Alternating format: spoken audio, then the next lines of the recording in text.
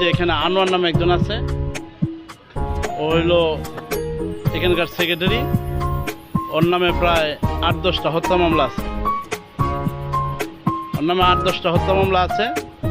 ওরাই পরিচালনা করে এখনো বিডিআ বাজার টোটালি। এই যে উনি আছে সভাপতি হিসাবে। আমাদের দলের কেউ এখানে ইনভলভ নাই। কেউ বলতে পারবো না যে কোনো একটা দোকানের ভাড়া আমাদের দলের কেউ নেই। কারণ এটা আমাদের এমপি সাহেব বারবার খোঁজ খবর রাখে, আমাকে বলছে যে তুমি একটু খেয়াল রাখো। কারণ আমি আবার রীতিমতো এখানে বাজার করি।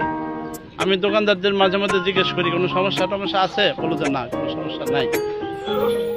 এই যে এই ছেলেটা ও সানাউল্লাহ, ও আপনার এই যে ভিডিওগুলো আমি পাঠাচ্ছি দেখেন, ওরা আওয়ামী লীগ করে, ওরাই বাজার নিয়ন্ত্রণ করতেছে। এই যে ছবি আছে, ছবি দিচ্ছি। ও যে যুবলীগের আপনি কোন দল? আপনি আওয়ামী লীগের কি পদে ছিলেন? না, আমার কোনো পদ নেই। এখান থেকে সবাই বলছেন যে আপনি সে আমল থেকে আওয়ামী লীগ করছেন এবং এখানে দখলবাজি এখনো করে যাচ্ছেন। না না না না না, আমি এমন কোনো পদ যদি থেকে থাকে না। আপনার এখানে প্রমাণ দেখা দিচ্ছে যে আপনি এখানে আওয়ামী লীগের মিছিল মিটিং এ ছিলেন। না, মিছিল মিটিং আমাদের এটা সরকারি বাজার। আমাদের আওয়ামী লীগরা আমাদের পুরা বাজার জিম্মি করেছিল। তারপরে আমাদেরকে এমনভাবে মানে নিয়ে যাইতো, মানে যদি না যাই দোকানপাট বন্ধ করে আমাদেরকে মারপিট করতো।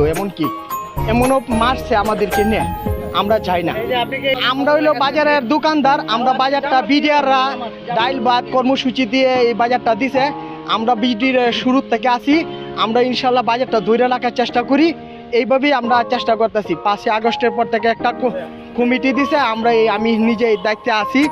হ্যাঁ, কতদিন আগে থেকে এখানে মানে আমি যখন বিডিআর আমল থেকে শুরু থেকেই আমি এই বাজারের দোকানদার। না না না, এমন কোনো কিছু না, এমন কিছু আমরা জানি না। এটা ভাঙার অধিকার পাইলেন না, আমরা এটা ভাঙার, এটা আমরাও ভাঙি না। বাজারের দোকানদাররা সবাই মিলে বাজারের দোকানদাররা ভাঙছে। দোকানদাররা অনেক দোকানদার, আমিও মনে করেন আস্তে আস্তে একটু দেরি হয়ে গেছে, আমি বলতে পারি না। হ্যাঁ, দোকানদাররা ভাঙিয়েছে মাইরা টাইরে আমাদেরকে পুরা।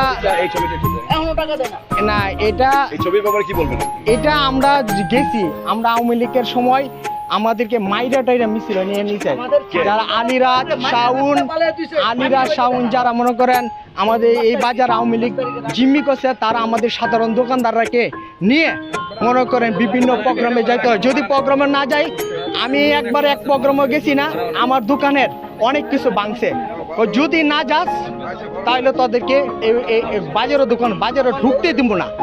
বাজারে কারণ আমরা ফেরে গরিব মানুষ, ফেরে বাতে আমাদের কোনো পোস্ট নাই। এমন কোনো পোস্ট যদি দেখাতে পারেন, আমি নিঃস্বার্থে বাজার থেকে আমি আস্তে আস্তে মনে করেন শেষ।